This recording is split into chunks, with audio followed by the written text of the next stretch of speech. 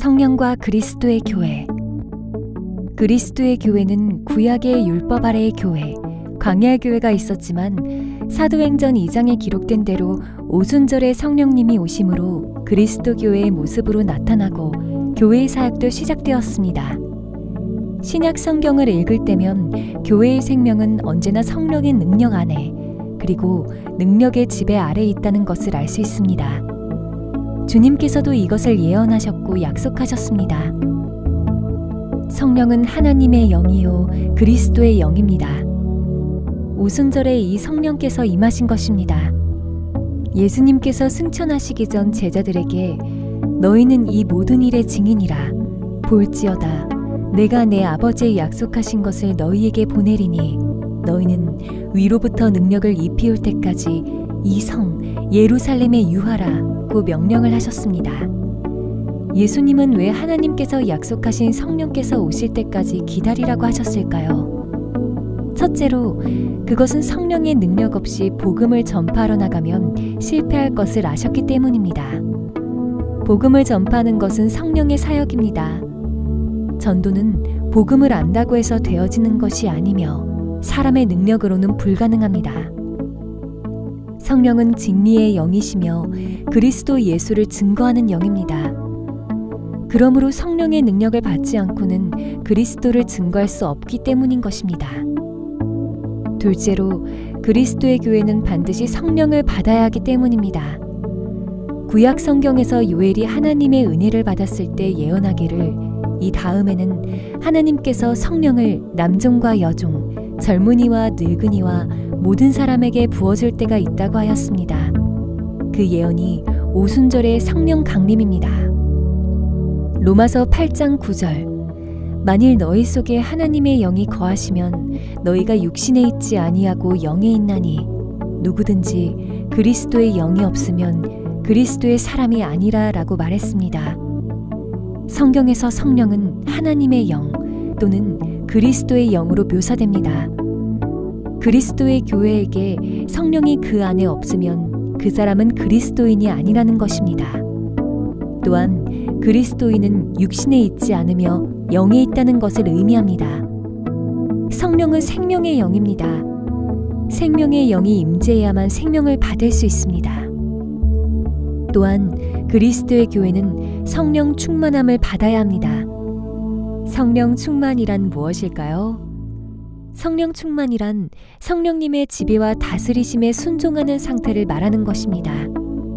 그렇다면 성령님은 누구신지, 왜 우리에게 임하셨는지 자세하게 알아보겠습니다. 성령님은 누구실까요? 성부 하나님과 성자 하나님과 성령 하나님은 동일한 권능과 위엄과 신성을 지닌 다른 본질을 가지신 한 본질의 하나님이십니다. 우리는 성령 하나님을 우리에게 기적이나 방언이나 능력을 주시는 정도로 권위를 축소하여 생각하고 있는 경향이 있는 것 같습니다. 성령님은 하나님이시며 거룩하십니다. 성령님은 성령 부흥회에서 성령님을 체험한다거나 방언을 주거나 은혜로 거품물고 쓰러지게 하는 것들이 모두 성령의 능력이 아닙니다. 영들 가운데 어떤 것들은 하나님께 속한 것들이 아니기 때문입니다. 적 그리스도의 영이 있고 거짓 영이 있습니다. 조심스럽게 검토해보는 것도 매우 중요하다고 생각합니다. 성령님은 누구실까요? 한 줄로 말씀드리면 성령님은 영원한 예수님의 대언자로서 몸된 교회의 상징이며 교회인 우리들을 세우시기 위하여 임하셨습니다. 예수님께서 하나님의 뜻에 따라 이 땅에 오셔서 하나님의 언약을 완성시키시고 십자가 위에서 우리를 죄를 대속해 주셨습니다. 예수님께서 우리 죄를 대속하기 위해 십자가에서 죽으심으로 우리는 하나님과 화평하게 되고 구원을 받게 되었습니다. 그 결과 보증으로 보내주신 분이 보혜사 성령 하나님이십니다. 성령님께서 오심은 하나님의 선물이며 예수님의 약속입니다. 예수님이 승천하시면서 성령에 대해 약속하셨습니다. 요한복음 14장. 내가 아버지께 구하겠으니 그가 또 다른 보혜사를 너희에게 주사 영원토록 너희와 함께 하시리니 저는 진리의 영이라 세상은 능히 저를 받지 못하나니 이는 저를 보지도 못하고 알지도 못함이라. 그러나 너희는 저를 아나니 저는 너희와 함께 거하심이요 또 너희 속에 계시겠음이라 말씀하셨습니다. 예수님께서 부활 승천하시고 11호의 약속대로 오순절 마가의 다락방에 성령님께서 불같이 임하셨습니다. 하나님의 구원의 사역에 있어서 구약시대의 성부 하나님께서 앞에 서셨고 신약시대의 예수님께서 서셨고 교회시대의 성령 하나님께서 전면에 나타나신 것입니다. 교회시대의 성령님은 영원한 예수님의 대언자로서 몸된 교회의 상징이 되었습니다. 우리 안에는 한 분이신 성령님이 우리와 함께하고 계십니다. 그래서 우리는 교회는 예수님 안에서 성령님 안에서 하나일 수밖에 없습니다. 중요한 것을 짚어보겠습니다. 그렇다면 왜 하나님께서는 우리에게 성령님을 선물로 주셨으며 예수님은 십자가 대속 후에 성령님의 보내심을 약속하셨을까요?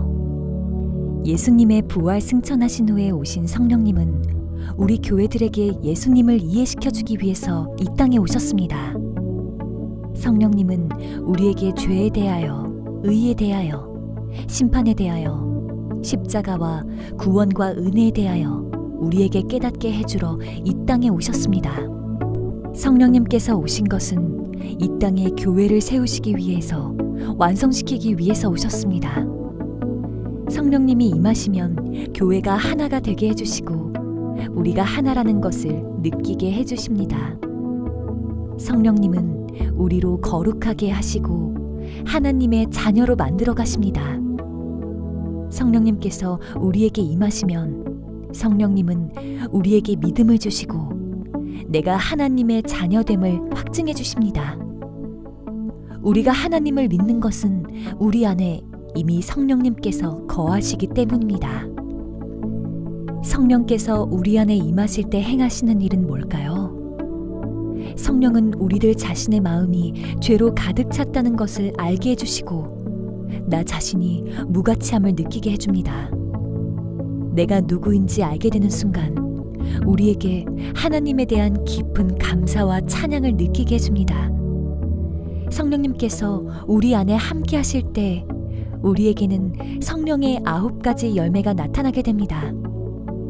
하나님과의 관계 속에서 사랑, 기쁨, 평화를 주시고 이웃과의 관계 속에서 인내, 친절, 착한 행실을 주시고 나 자신 안에서 진실, 온유, 절제를 주십니다. 로마서 8장 26절 이와 같이 성령도 우리 연약함을 도우시나니 우리가 마땅히 빌바를 알지 못하나 오직 성령이 말할 수 없는 탄식으로 우리를 위하여 친히 간구하시느니라 고 말씀하셨습니다. 성령님은 이 세상 끝날 때까지 영원히 우리와 함께 하신다고 약속하셨습니다. 여러분, 우리가 이 땅에서 나그네의 생활을 할 때 하나님께서 선물로 주신 예수님께서 약속하신 성령님께서 우리를 하나님 앞으로 인도해 주실 것입니다. 성령을 받은 우리들은 이 땅에서 어떻게 살아갈 수 있을까요? 예수님께서 성령에게 이끌려 마귀에게 시험을 받으러 광야로 가실 때 무엇으로 마귀를 물리치셨습니까? 하나님의 말씀입니다. 곧 성경을 붙들을 것입니다. 우리는 이 세상을 살아갈 때 성령께서 주시는 검, 곧 하나님께로부터 오는 말씀을 가져야 합니다.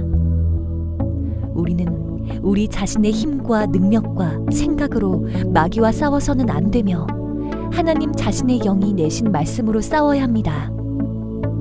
우리와 대적하고 있는 적의 힘과 능력을 고려해 본다면 이 특별한 무기의 힘과 능력을 깨닫는 것이 중요하다는 것을 알게 될 것입니다.